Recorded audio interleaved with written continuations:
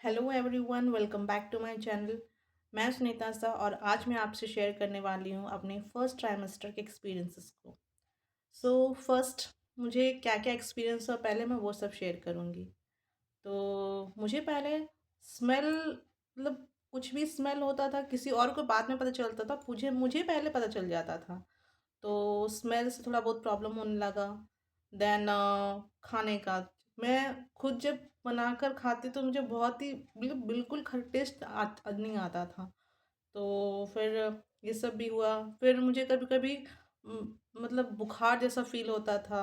और जब भी मैं मार्केट या फिर थोड़ा सा भी वॉक कर लेती थी तो बहुत थकावट जैसा फील होता था। तो क्योंकि ये मेरा फर्स्ट टाइम नहीं था तो सेकंड टाइम था, तो मुझे मालूम चल गया था कि ज़रूर मेरा प्रेगनेंसी कंफर्म है। फिर मैंने जब टेस्ट किया तो टेस्ट में पॉजिटिव आया। और उसके बाद कहीं चेकअप के लिए हमने सोचा तो मैंने से 7 वीक्स तक सोचा कि बात कर लेते चेकअप के लिए। तो मेरी जो गायनिक है उनसे जब मैं बात की तो पता चला कि वो अभी नहीं है, इस मतलब आउट ऑफ स्टेशन गई हुई है। तो 1 वीक बाद हम गए क्लिनिक में।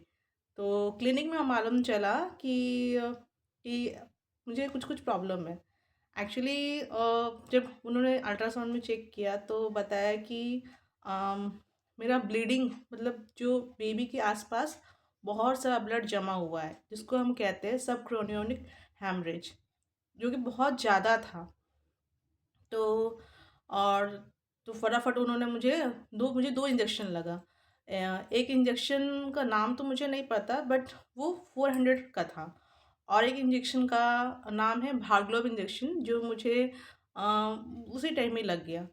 तो फिर और ये जो ब्लड था उसको सूखने के लिए मुझे आइसोफिट नाम का एक मेडिसिन दिया गया। तो मुझे दिन में 2 बार खाना था ताकि मेरा ब्लड पूरी अच्छी तरह से सूख जाए।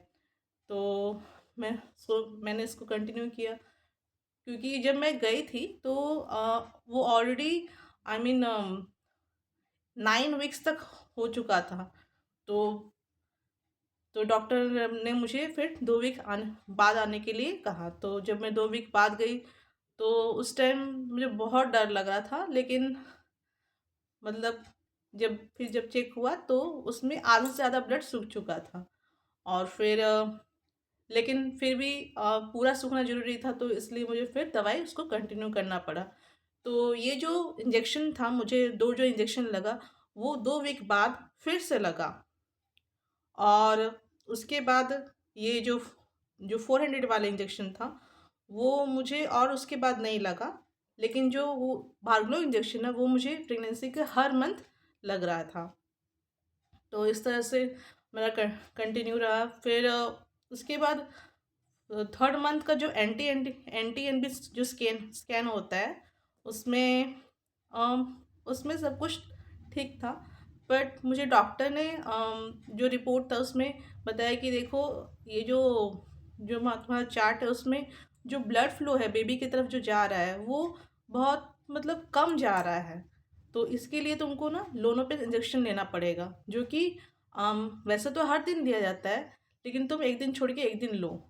तो तब से लेकर मुझे हर दिन इंजेक्शन लेना पड़ रहा है। और मैं बता दूं मुझे इंजेक्शन से बहुत डर लगता है, लेकिन भगवान कैसा कैसा दिन दिखाता है। तो अब मुझे खुद से वो इंजेक्शन एक दिन छोड़ के एक दिन लेना पड़ रहा था। मैंने पूरा थर्ड मंथ तो ख़त्म ही हो चुका था। फोर्थ फोर्थ मंथ पूरा और फिर फिफ्थ मंथ भी पूरा मैंने 1 महीना छोड़कर पूरा लिया। उसके बाद जब मेरा एनुअल स्कैन का आया टाइम आया तो उस टाइम मुझे बोला गया कि आप 2 दिन छोड़ के भी ले सकते हैं। तो फिर मैं 2 दिन छोड़कर अब उसको ले रही हूँ। और बाकी मैं और भी आपको अपने एक्सपीरियंसेस के बारे में बताऊंगी, पर वो होगा सेकंड पार्ट में। तब तक मेरे चैनल को लाइक करिएगा, सब्सक्राइब करिएगा। Thank you.